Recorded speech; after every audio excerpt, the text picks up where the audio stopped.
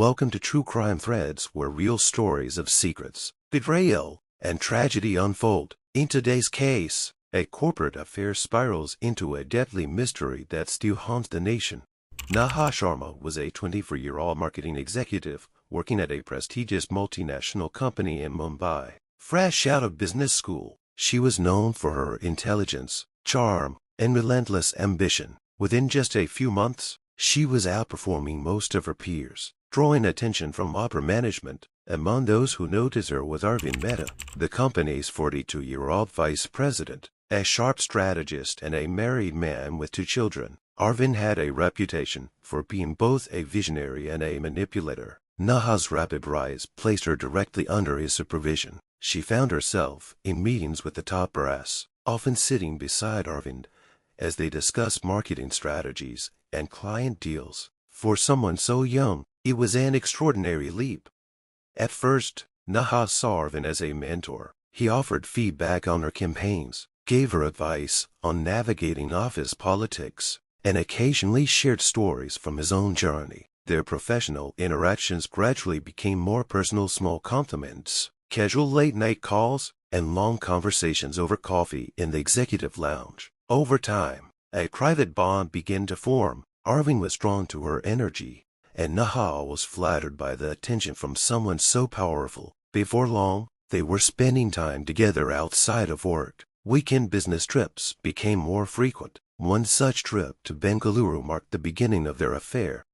It remained hidden from colleagues, masked behind the guise of long meetings and work dinners. They communicated through private apps, erased call logs, and met in discreet locations. Neha believed she was in love. She thought she had found not only a powerful partner, but someone who truly understood her drive. Arvind would speak of how his marriage had long turned cold, and how Neha made him feel alive again. These words gave her hope, and she started imagining a future where they could be together openly.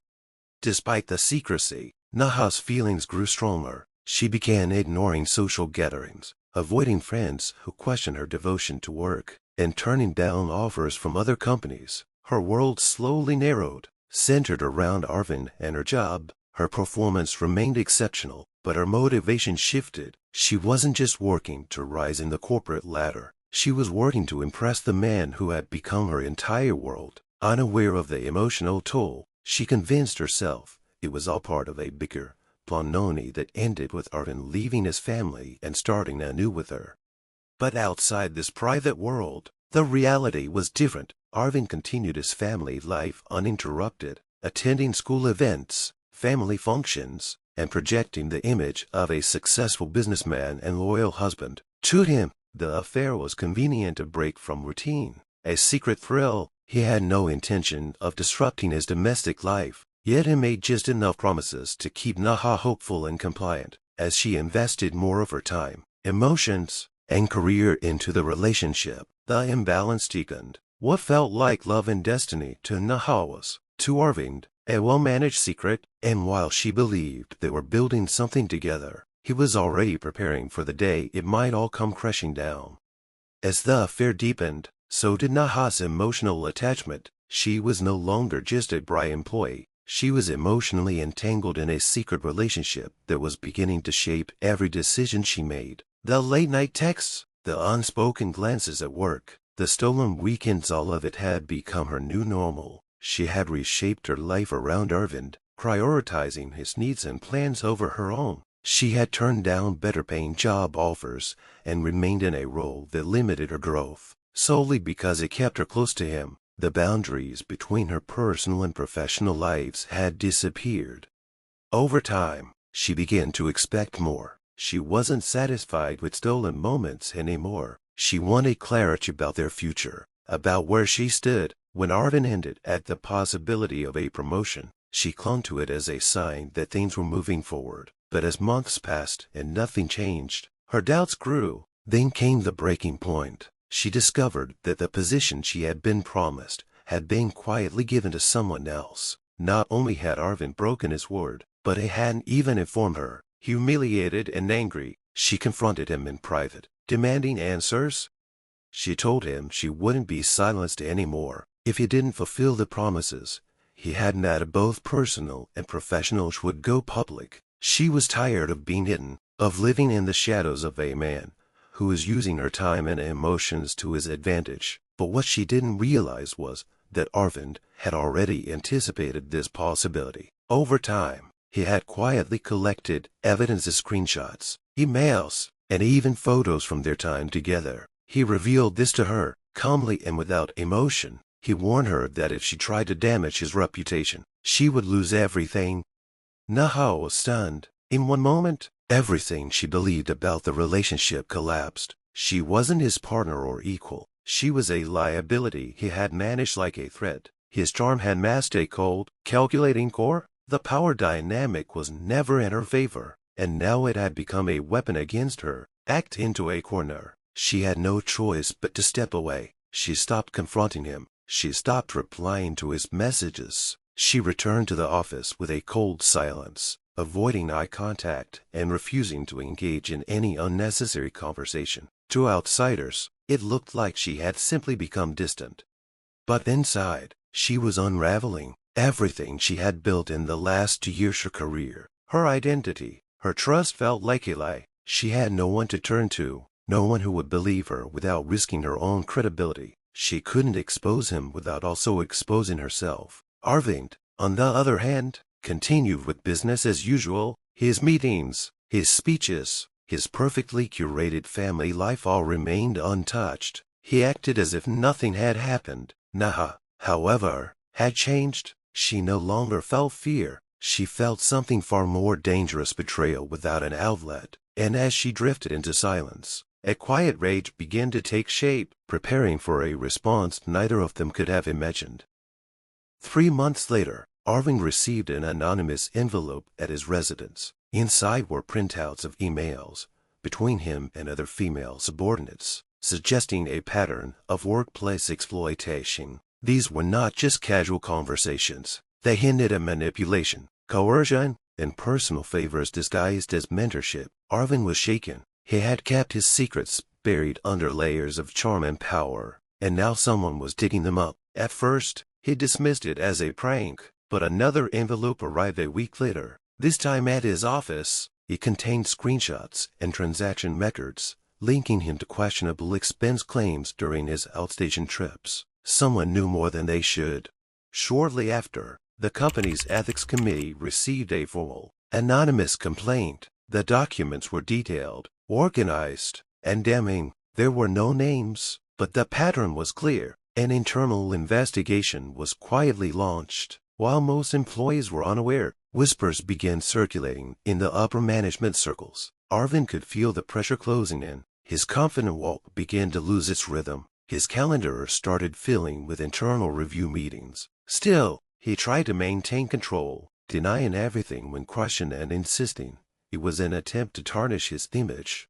As suspicion grew, Arvind's thoughts turned to Neha. She had gone completely silent since their last confrontation. Her social media accounts were gone. She had resigned from her job 2 weeks after the confrontation, citing personal reasons. She hadn't informed anyone, not even close colleagues. Calls to her phone went unanswered, and the landlord at her rented flat confirmed she had vacated without leaving a forwarding address. It was as if she had disappeared from the city entirely. Arvind became convinced she was behind the leaks. He attempted to reach her, but there was no trace.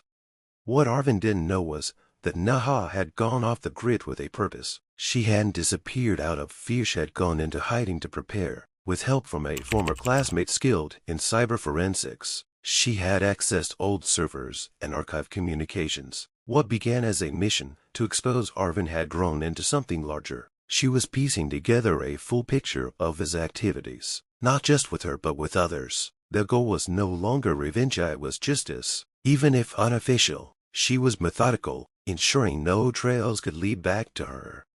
Meanwhile, Arvind's situation worsened. The internal auditors requested an urgent meeting regarding inconsistencies in his travel claims and HR reports. This was the first time the investigation had stepped out of the shadows. Arvind agreed to meet them the following morning, but that night, something unexpected happened. His wife called the police at midnight to report him missing. He had gone out for a walk around 9 p.m. and hadn't returned. His phone was switched off, and his car was still parked outside. What began as an ethics inquiry now turned into a missing person case. Police were brought in. Court footage from nearby streets was reviewed, but no clear answers emerged. It was as if Arvind had vanished into thin air. His family was left in confusion, the company in shock. Naha's name hadn't surfaced yet in the official investigation, but for those who knew even a sliver of the story, her absence was no longer a coincidence with a question waiting to be answered. 2 days after Arvind's disappearance, a hiker exploring the outskirts of Lonavala stumbled upon a disturbing sight. In a patch of overgrown bushes just off a secluded trail, he noticed a foul odor and something unusual on the ground. When he looked closer, he saw a lifeless body, partially decomposed and covered with leaves and branches. Panic-stricken, he contacted the local authorities. When the police arrived, they secured the area and began their initial investigation. The body was dressed in formal trousers and a torn shirt, badly damaged by the elements, but one item stood out: a luxury wristwatch still strapped to the wrist. A watch, an expensive model Arvind was known to wear, became the first real clue. The body's condition made facial recognition impossible, so the police sent samples for DNA testing. Within 48 hours, the results confirmed the identity. The missing executive, Arvind Mehta, was dead. The confirmation stunned both the company and the public. What had started as a mysterious disappearance had now escalated to a possible homicide. News channels picked up the story, speculating on corporate revenge, personal enemies, and secret scandals. The police began retracing Arvind's final hours. They scanned his phone records, GPS history, and office entry logs. Among the deleted messages recovered from his device, investigators found a series of exchanges from an encrypted messaging app. These texts hinted at a planned meeting the night he vanished. The contact was saved under a random name, but one particular message stood out: same place as before, no one else. That message was sent hours before he went missing. It was never replied to. A digital trace of Arvind's phone placed him in Lonavala between 8 p.m. and 9 p.m., matching the time frame of his last known movements. The police expanded their inquiry to local hotels, and it wasn't long before they found a lead. Naha had checked into a small resort just 5 kilometers from the site where Arvind's body was found. Hotel records confirmed her identity, and surveillance footage showed her entering the premises with a small duffel bag. She checked out in the middle of the night, around 2 a.m., walking calmly to a waiting cab. Her demeanor was composed, her face unreadable. The investigators searched the hotel room she had stayed in. It was clean, but behind a cabinet, they found a torn photograph. It showed Naha and Arvind smiling, seated at what looked like a restaurant. Folded behind the photo was something more disturbing: a blood-stained scarf, wrapped in a plastic bag and stuffed behind a loose panel. Forensic tests confirmed it contained traces of Arvind's blood. The discovery turned the investigation on its head. Naha was no longer a background figure in Arvind's life story. She was now the central suspect in a potential murder. But finding her was another matter. There were no recent sightings, no bank transactions, and no calls made from her number since she left Mumbai. Investigators began checking borders, airports, and hospitals. Her friends were questioned, but no one had heard from her. She had disappeared as completely as she had months before. While the case gathered national attention, one question dominated headlines: where was Naha Sharma, and how was she connected to the death of Arvind Mehta? Naha Sharma was now India's most wanted fugitive. Her name and face appeared on every news channel, newspaper, and digital feed. The public was divided. Some believed she was a victim pushed afar by a manipulative boss, while others saw her as a calculating woman who had planned every move with precision. Every detail of her life was examined: her education, her career, her past relationships. The image of the once promising marketing executive had now transformed into a mysterious figure. At the center of a chilling crime, the nation watched as the investigation unfolded, but Naha herself remained missing.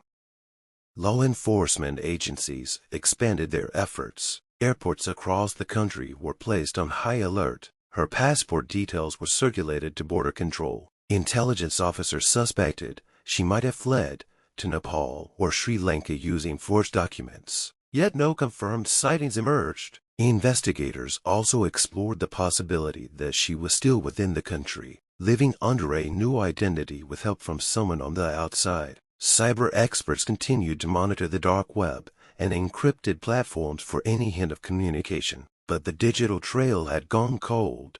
Interpol was formally alerted. Her profile was added to international criminal databases. Yet despite the resources being thrown at the case, nothing definitive surfaced. Even court footage of her last known appearance at the Lonavala Hotel provided no clues about where she went next. The cab she took led her to a nearby train station. But from there, the trail ended. Her disappearance was so thorough that some speculated she had helped someone with knowledge of surveillance systems, someone who could erase records or alter identities. No such person was ever found. Months turned into years. The story faded from headlines, but not from memory. True crime documentaries began to explore the case. Investigative journalists published exposés detailing every known fact and rumor. Arvind Mehta's legacy was permanently stained, though his financial dealings never led to formal charges. The ethical violations and evidence of workplace misconduct were enough to destroy his reputation. His family kept a low profile, never speaking publicly about the case. His wife never remarried. His children changed schools to avoid media attention. The company distanced itself from the scandal and restructured its leadership. Neha's family, too, remained silent. Her parents refused interviews. Friends who once described her as ambitious and kind were now cautious with their words. Everyone had an opinion, but no one had answers. Over time, sightings were reported across the country. Someone thought they saw her in a cafe in Pune. Another claimed she was working under a different name in Manila, but none were confirmed. Every lead led nowhere. What remained was a legacy of unanswered questions. Was it a crime of passion or a calculated execution? Did she act alone, or was someone helping her from the shadows? Was she a victim pushed to extremes, or a mastermind with a flawless plan? With no confession, no trial, and no resolution, the truth remained locked away. The story of Neha Sharma became more than a criminal case. It became a symbol of how easily power, ambition, and betrayal can destroy lives and leave behind nothing but silence.